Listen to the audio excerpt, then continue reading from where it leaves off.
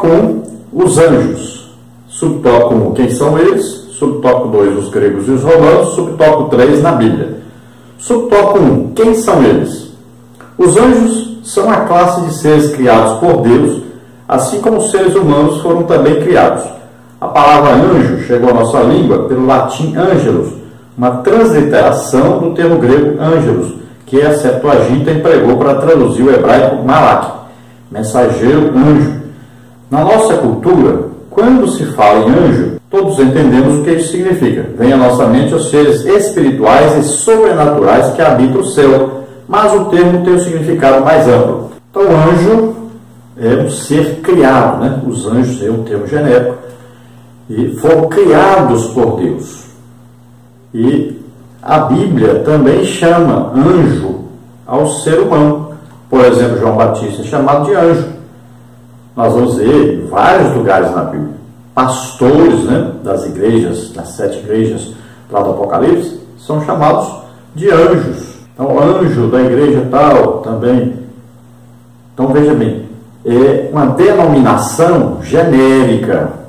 Agora, nós estamos estudando aqui sobre os anjos, né, os seres que ministram a favor daqueles que vão herdar a salvação, desses seres que são mensageiros de Deus, que a palavra aí no grego é angelo e a palavra no original no hebraico é malak.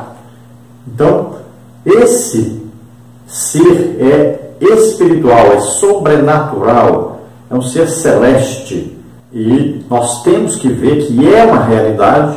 Existem os anjos, e dentre os anjos nós vamos ver que existe uma organização angelical. Então lá o querubim, o serafim, o arcanjo, né, e anjos. Veja bem que existem, nós vamos ver na lição que existem aí arcanjos, não é só o arcanjo Miguel. Então nós vamos ver que o arcanjo Miguel estava envolvido diretamente com Israel, mas lá a Bíblia diz que ele foi um dos primeiros príncipes. Então veja bem, Miguel era um príncipe, era um arcanjo, está bem claro aí na Bíblia. E ele foi um dos primeiros, então quer dizer que existiam outros. No subtópico 2, os gregos e os romanos.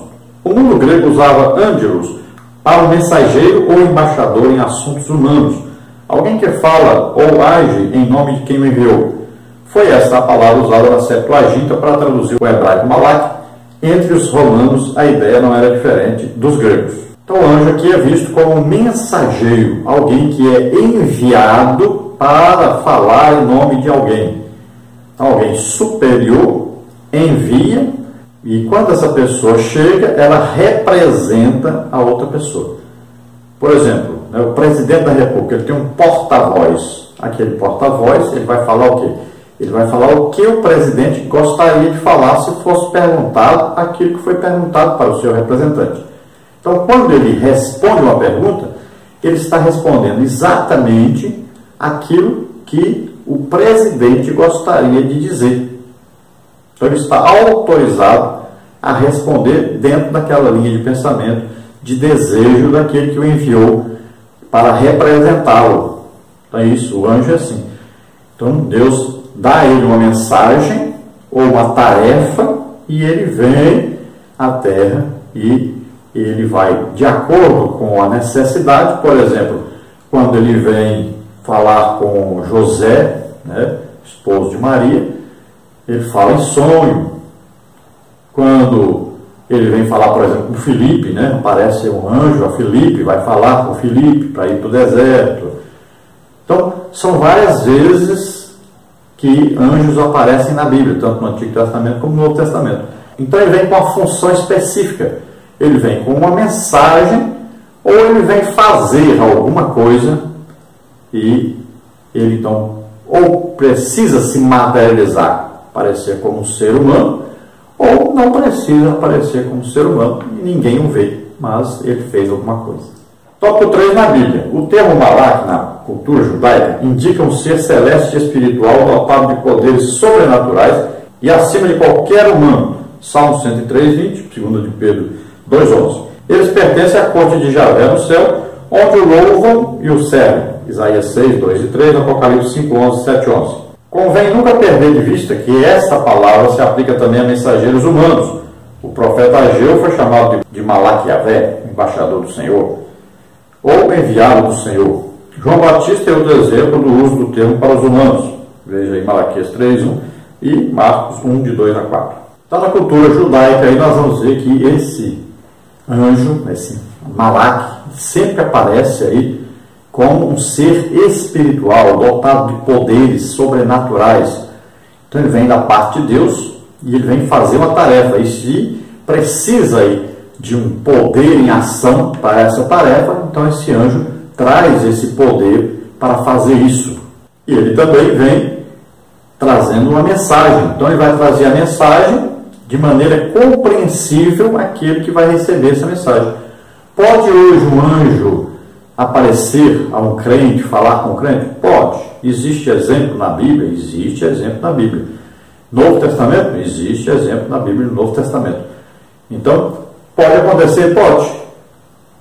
Então você pode buscar aí receber de Deus uma mensagem através de uma pregação, pode ser através de uma leitura bíblica, por exemplo, você está estudando a Bíblia e Deus falar com você através disso.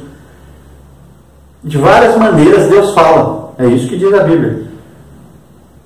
Então ela pode ser também uma mensagem dada através de um anjo, pode? Pode. Qual é o problema? Se Deus quer mandar uma mensagem para alguém através de um anjo, não existe nenhum problema nisso. Nós às vezes acreditamos em tanta coisa, falamos tanta coisa, e coisas simples de entender, né, que tem na Bíblia, a gente não compreende. Mas é perfeitamente possível que um anjo venha falar com alguém na terra. Perfeitamente possível isso. Então Deus pode usar um profeta, né? Deus pode usar até um animal para falar com alguém. Imagine um anjo. E vários são os testemunhos de pessoas, né, que já viram um anjo. Às vezes até a pessoa à beira da morte, né, uma coisa acontece, então aparece ali um ser, né, e muitas vezes ali então aparece um anjo. Não tem problema nenhum de acreditar nisso. Ninguém vai ser chamado de fanático ou de maluco, alguma coisa, porque ele disse que viu um anjo. Não. Então, tem na Bíblia? Tem. Tem no Novo Testamento? Tem. Então não podemos aí, de repente, achar absurdo que um anjo apareça a alguém. Então essa palavra anjo, né, ela vem do latim e vem lá do grego angelos. Veja que essa língua latim é muito importante. Muitas palavras que nós temos hoje vêm exatamente do latim. Não vem nem lá do grego, mas vem do latim. No tópico 2 nós temos os seres celestiais para servir. Então aí nós vamos ver subtópico 1, natureza, subtópico 2, ofício, subtópico 3, ação dos anjos durante o ministério de Jesus. Subtópico 1, então, natureza. Os anjos são criaturas espirituais e invisíveis aos seres humanos. Eles são sobrenaturais e, como os humanos, possuem natureza racional. São em grandes multidões no céu. Hebreus 12, 22 e Apocalipse 5, 11. Como criaturas, não são autônomos nem independentes, não agem como tal e nunca receberam adoração. A habitação deles é o céu, e eles vêm sempre à face do Pai, como está em Mateus 18, 10. Não possuem corpo físico ou material, mas podem se apresentar da forma humana, quando ocorrem as manifestações angelofânicas. Essas aparições ocasionais são bíblicas. Veja aí Juízes 13, 6, Hebreus 13, 2. Os anjos são assexuados, não se reproduzem, nem estão sujeitos à morte. Marcos 12, 25, Lucas 20, 36. Então, essencialmente, os anjos são seres espirituais, portanto, não possuem corpos humanos. Agora, existem as manifestações, né? Assim como a manifestação de Jesus no Antigo Testamento, nós chamamos de teofania. Assim, quando existe uma manifestação de um anjo em forma humana, então é chamado o quê? Angelofania. Nós sabemos que eles são milhões de milhões, milhares de milhares. Então são incontáveis. Nós não podemos dizer existem tantos anjos. Só Deus sabe quantos anjos existem. E nós vamos ver que os demônios, na próxima lição nós vamos estudar sobre isso, eles são a terça parte dos anjos. Então o anjo ele não faz o que quer. Ele não fala o que quer. Ele vem trazendo uma mensagem de Deus ou uma tarefa que Deus o designou para executar, sempre obedecendo a Deus. Nós sabemos que eles são, assim como o ser humano, um ser racional. Tanto é que os anjos se rebelaram, né? Eles tinham que o livre-arbítrio, assim como o ser humano tem o livre-arbítrio. Então nós vamos ver aqui, por exemplo, querubim ungido para a guarda de Deus, Satanás, que era Lúcifer, né? Ele se rebelou e a terça parte dos anjos se rebelaram juntamente com ele. Passaram a ser chamados aí os demônios, né? Então veja só que eles têm livre-arbítrio. Eles tomaram uma decisão, escolheram. Só a diferença é que o ser humano toma uma decisão, peca, erra, mas pode se arrepender. E os anjos tomaram a decisão e não existe possibilidade de arrependimento, porque eles são seres espirituais. Existem lá no reino espiritual, são eternos, não morrem nunca. Quando eles tomaram a decisão, é uma decisão, então, aí, definitiva. Eles já estão com o destino traçado. Diferentemente de nós. Qualquer um que se arrepender, pedir perdão a Deus, aceitar Jesus como Senhor e Salvador, pode ser salvo. Eles não. Não existe como remediar a situação deles. Não existe como consertar. Jesus diz que o inferno foi preparado para Satanás e os seus demônios. O lago de fogo e enxofre foi preparado para Satanás e seus demônios. Então eles já têm um destino próprio para eles. Então onde eles moram? Moram no céu, e nós vamos ver que eles ficam ao redor do trono de Deus. Está na Bíblia dizendo que eles habitam o céu. E aí a Bíblia diz que eles veem a face do Pai. Como são seres espirituais e Deus é Espírito, eles podem ver a face do Pai. Em Juízes 13, Hebreus 13 também fala sobre a aparição de anjo em forma humana. Também, claro, lá no Antigo Testamento, para Abraão, né, aparecer em forma humana. E várias aparições na Bíblia nós vamos ver que eles apareceram em forma humana. Para Maria, por exemplo, o anjo Gabriel apareceu na forma humana. Ela viu realmente o anjo.